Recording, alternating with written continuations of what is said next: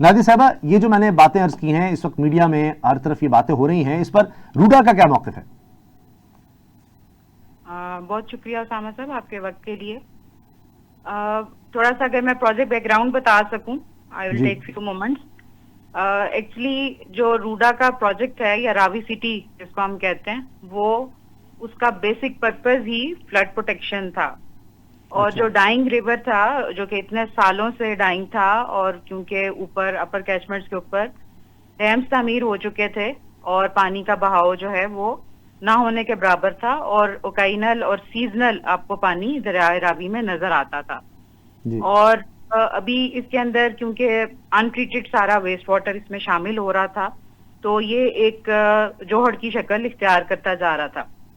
और इसके ऊपर जब रावी और ये सिटी इनेक्टमेंट हुई रूडा की, और उसके बेसिक पर्पसेस थे कि एक तो eco revitalisation of river Ravi होगा, और उसके साथ वाटर ट्रीटमेंट प्लांट्स लगाए जाएंगे, और जो सॉलिड वेस्ट मैनेजमेंट है उसके लिए इंजीनियर्ड लैंडफिल साइट भी इस मंसूबे का हिस्सा है। उसके अंदर सबसे पहले, क्योंकि अभी आपका फ्लड सीजन चल रहा है, और उसके अंदर रावी सिटी के अंदर हमारे अभी क्योंकि पैकेजेस के ऊपर हमने काम स्टार्ट कर रखा है। उनका मकसद ये होता है कि हम ज्यादा कॉन्ट्रैक्टर्स को एम्प्लॉय कर सकते हैं फील्ड के अंदर, और वो ज्यादा रिसोर्सेज के साथ वहां पे काम करता है और ज्यादा तेजी के साथ काम होता है। अब उस काम का बैकग्राउंड ये होता है कि पहले हमें एक पूरी फिजिबिलिटी तैयार करनी होती है, उसके साथ PC1 होते हैं, एनवायरमेंटल स्टडीज होती हैं, क्लाइमेट चेंज स्टडीज होती हैं, और उसके बाद एक प्लानिंग के तहत फील्ड में उतरा जाता है, सो दैट कि आप प्रॉपरली अपने प्रोजेक्ट को हम एग्जीक्यूट कर सकें। सो उसके अंदर टेंडरिंग और उसकी शफाफियत के लिए भी एक प्रॉपर जो अप्रोप्रिएट वक्त होता है वो उनको चीजों को देना होता है। अच्छा। सो अब जो ये चैनलाइजेशन है, it covers 46 kilometre of river Ravi, और उस 46 के अंदर अभी तकरीबन 15 किलोमीटर के ऊपर जो है वो रावी का हमारा काम जारी है, जिसमें अभी कुछ पार्ट पे टेंडरिंग है, और 9 किलोमीटर पे तो तकरीबन जो हमारे कॉन्ट्रैक्टर्स हैं वो ऑन बोर्ड हैं। अच्छा जी। अब उसका इफेक्ट ये हुआ कि क्योंकि इसको डिजाइन हमने किया 5,86,000 क्यूसेक के ऊपर। अच्छा। और यानी कि अगर अभी शाहदरा पे हम 2.5 लाख क्यूसेक एक्सपेक्ट कर रहे थे, जबकि 220 के ऊपर वो सेफली गुजर गया, और अभी ट्रेंड्स हैं शाहदरा के ऊपर पानी के। तो वो जो 5,86,000 का डिजाइन है वो 1000 ईयर रिटर्न पीरियड पे बनाया गया।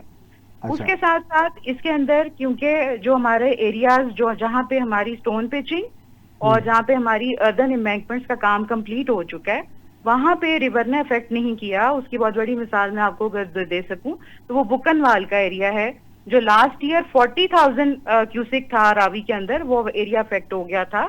अभी जब 220 तकरीबन गुजरा है, 219 समथिंग, तो उसके ऊपर भी वो चीज अफेक्ट नहीं हुआ वो एरिया। अच्छा। तो ये बहुत बड़ी एक कामयाबी है इसका। ये आप इसको इस तरह से समझ लीजिए कि जब ये 46 किलोमीटर पूरे तैयार हो जाएंगे, तो अगर उस वक्त आपका 586 भी आएगा, जो कि मुमकिन नहीं है, तो लेकिन उसकी प्रेपरेशन जो है, उसका डिजाइन जो है वो पैसेज का, वो 586। ओके, लेकिन नादिया साहिबा, उससे पहले आपने कहा जी वेस्ट ट्रीटमेंट प्लांट बिराज बनेंगे, 15 किलोमीटर तक चलेंगे, वो सेफ हो गया।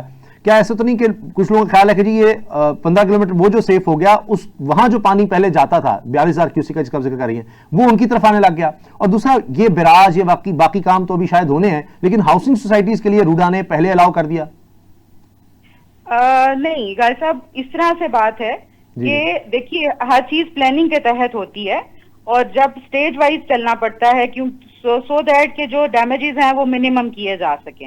देखिए जब रूडा बना हुआ नहीं था उस वक्त सूरत हाल क्या थी, और आप अगर मशरूम ग्रोथ देख सकें सोसाइटीज की, लोगों, शाहदरा बहुत पुराना है जब उनको महसूस हो गया, जबकि 1988 में यही एरिया बिल्कुल इनअंडेटेड हो गया था।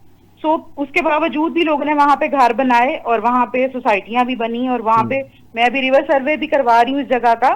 सो अभी सारी सूरत हाल भी उसके मुझे मालूम है इसके अंदर कि वहां पे डेवलपमेंट भी जारी रही, और वो अभी वहां पे सूरत हाल ये है कि सोसाइटीज भी हैं, घर भी हैं, लेकिन जो लो लाइंग एरियाज के अंदर घर हैं वो सबसे पहले अफेक्ट होते हैं। सो रूडा तो रेगुलराइज कर रहा है इन चीजों को, और रूडा जो सोसाइटीज को जो मशरूम ग्रोथ थी, जो यानी आपको समझ नहीं आ रही कि कहीं पे इंडस्ट्रियल जोन बना हुआ है, कहीं पे रिहायशी इलाका है, जबकि हाँ जी। शाहदरा के अंदर इफ यू कैन विजिट, सो आप देख सकते हैं कि वहां पे आपको समझ नहीं आता कि ये नीचे अगर एक बिल्डिंग है, उसमें नीचे अगर कोई उसमें तिजारती काम हो रहा है तो ऊपर रिहाइश है और उसके हाँ जी। ऊपर फिर गोदाम है। वो तो इसमें इस तो तरह दो की राय नहीं है वहाँ पे- नादिया साहब, इसमें तो कोई शक जी नहीं है कि ये हमारे, इसीलिए तो रूडा का कहा जाता है कि वजूद लाया गया था कि जी ये जो जी मशरूम ग्रोथ, जी इजाजत के बगैर ही लोग आगे से आगे घर बनाते। लेकिन जी। क्या ये जो बात है कि रूडा ने जमीन दी और उसमें हाउसिंग सोसाइटीज बनी, वो रिवर बेड में थी जहां आज पानी आया है, क्या ये बात दुरुस्त नहीं?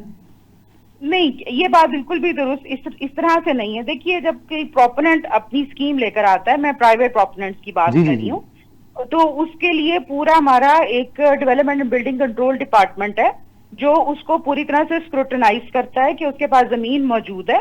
उसके अच्छा। बाद उसके लेआउट प्लान्स देखे जाते हैं, फिर उसका देखा जाता है कि वो हमारे मास्टर प्लान के मुताबिक है, मतलब कि वो उस एरिया के अंदर है जहाँ पे हमने रेजिडेंशियल एरियाज के लिए उसको मुख्तस कर रखा है। और उसके बाद उस सारे प्रोसीजर को कंप्लीट करने के बाद उनको वो टेक्निकल अप्रूवल इशू करते हैं कि अब आप यहाँ पर अपना कोई ऑफिस वगैरह खोल सकते हैं। अच्छा। लेकिन उसके बावजूद उसके साथ देखा जाता है कि उनके पास जमीन मौजूद होनी चाहिए और जो भी उसके साथ तो- प्रीरेक्विजिट्स हैं वो सही। उस प्रोपोनेंट को कंप्लीट करना होते हैं। लेकिन उस वक्त अंदाजा नहीं था जब रूडा ने इजाजत दी कि इतना पानी यहां पर आ जाएगा, या ये लो लाइंग एरियाज हैं या रिवर बेड में हैं, क्योंकि वहां तो पानी आ गया। जी, वो मैं आपको उस तरह से बताती हूँ कि अगर आप किसी सोसाइटी की अगर वो बात करते हैं जहाँ पे पानी आया या वो, मगर उसके अंदर ये कि जो रूडा ने उनको अलाउड जितना किया हुआ था वो ऑन ग्राउंड मौजूद है और उसका सारा रिकॉर्ड मौजूद है और उसकी सारी अप्रूवल जो जितनी दी गई वो भी मौजूद है। सो वहां पे क्योंकि सोसाइटीज को ये भी क्या कहा जाता है, क्योंकि प्रोविजनल उनको एक्सेप्टेंस दी जाती है, सो उसमें वो चीज मेंशन की जाती है कि जब तक रूडा की एम्बैंकमेंट्स वहां पे मौजूद नहीं होंगी तब तक आप अपनी एम्बैंकमेंट्स वहां पे बनाएंगे। अच्छा। और ये उन टर्म्स का हिस्सा होता है। अच्छा, तो फिर ये पानी आने की वजह क्या है उन सोसाइटी में जहां रूडा ने उनको अलाउ किया, उनको जगह दे दी, तो अब वहां पर पानी आ गया है, इसका क्या अब हल है? क्या आइंदा नहीं आएगा?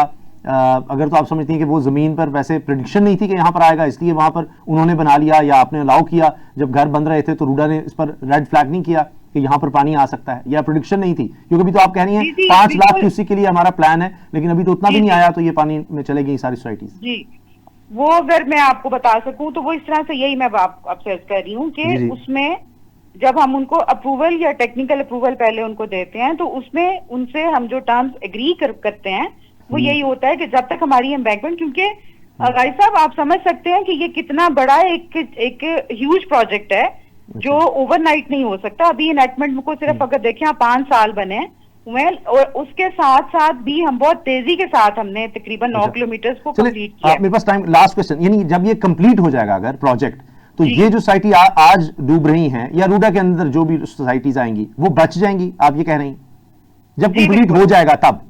जी बिल्कुल बिल्कुल, क्योंकि फ्लड प्रोटेक्शन वर्क कंप्लीट हो जाएंगे। अच्छा, और उसमें कितना अरसा लग सकता है, एक अंदाजा क्या है? देखिए, इनिशियली तो ये 30 इयर्स का प्रोजेक्ट था, लेकिन अभी इसको हमने जो इसकी हमारी प्लानिंग है और वो है वो तकरीबन 5 साल के अरसे में हम कोशिश करेंगे कि हम ज्यादा से ज्यादा एरिया को कवर कर सकें। ठीक है।